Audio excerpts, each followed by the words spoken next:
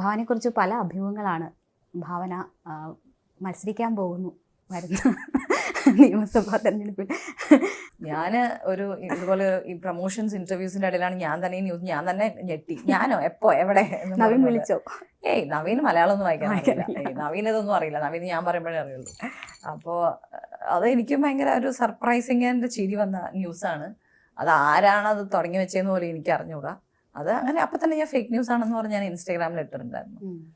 നവീനെ ഇനിയും ശല്യപ്പെടുത്തുന്നത് തുടരും എന്നതായിരുന്നു വിവാഹ വാർഷികത്തിൽ ഏറ്റവും ഒടുവിൽ പറഞ്ഞത്. എത്രമാത്രം ഭാവനയെ ഉൾക്കൊള്ളാൻ നവീന് പറ്റുന്നുണ്ട്? ഭാവനയുടെ ഈ മൂഡ് സ്വിങ്സ് ആയാലും മറ്റ് കടന്നു പോകുന്ന ഓരോ സാഹചര്യങ്ങളിലും എങ്ങനെ എത്രമാത്രം ഹെൽപ്ഫുൾ ആണ് നവീൻ?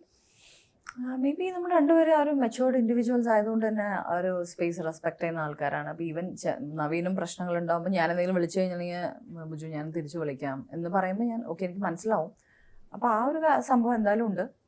അത് മേ ബി ആ ഒരു നമ്മുടെ ഒരു ലവ് റിലേഷൻഷിപ്പ് കഴിഞ്ഞ് കല്യാണത്തിലേക്ക് എത്തി ഇപ്പോൾ ഒരു ഹസ്ബൻഡ് ആൻഡ് വൈഫ് എന്നുള്ള രീതിയിലുള്ള ഒരു മെച്യൂരിറ്റി അങ്ങോട്ടും ഇങ്ങോട്ടും അറിയാൻ പറ്റുമല്ലോ. അപ്പോൾ അത് തീർച്ചയായിട്ടും എനിക്ക് അങ്ങനെ ഒരു സ്പേസ് തരുന്ന ഒരാൾ തന്നെയാണ് നവീൻ.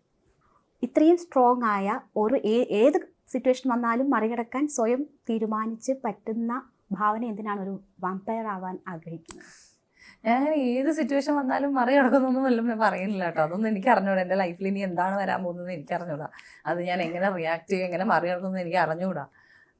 അത് വാമ്പയറിൻ്റെ കാര്യം അതൊരു കോമഡിയാണ്. അത് ഞാൻ വാമ്പയർ ഡയറീസ് അല്ലെങ്കിൽ ഒറിജിനൽസ് അല്ല 2 സീരീസ് കണ്ടിട്ട് എനിക്ക് ഭയങ്കര ഇഷ്ടപ്പെട്ടിട്ട് എനിക്ക് ആ വേൾഡിലായിപ്പോയി എനിക്ക്. അപ്പം ഞാനിങ്ങനെ ഭയങ്കരമായിട്ട് വാമ്പയർ ആയ അടിപൊളിയായിരുന്നു അങ്ങനത്തെ ചില ഈ ചൈൽഡിഷ് തോട്ട്സുകൾ കാരണം അങ്ങനെ തോന്നുന്നു. കാരണം ഭയങ്കര രസമായിരുന്നു ആ ഒരു വേൾഡ്.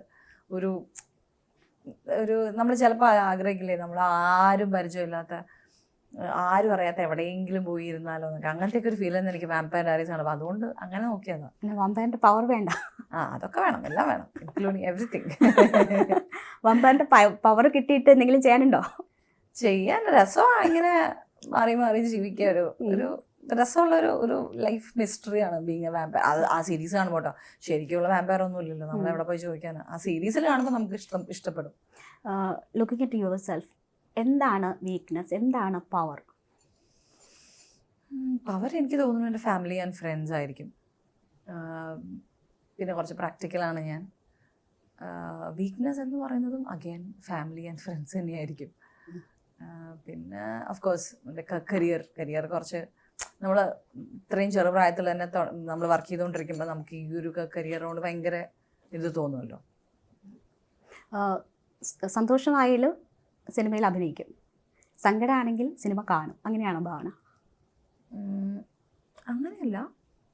സന്തോഷമാണെങ്കിലും മൂവി ചെയ്യുന്നതിന് ഇതൊന്നും ഇതേ അല്ല കേട്ടോ, ബാധകമേ അല്ല. മൂവി ചെയ്യുന്നത് നമുക്ക് കഥ കേട്ട് ക്യാരക്ടർ ഇഷ്ടപ്പെടുമ്പോൾ നമ്മൾ മൂവി ചെയ്യുന്നു. സന്തോഷമാണെങ്കിൽ എനിക്ക് തോന്നുന്നു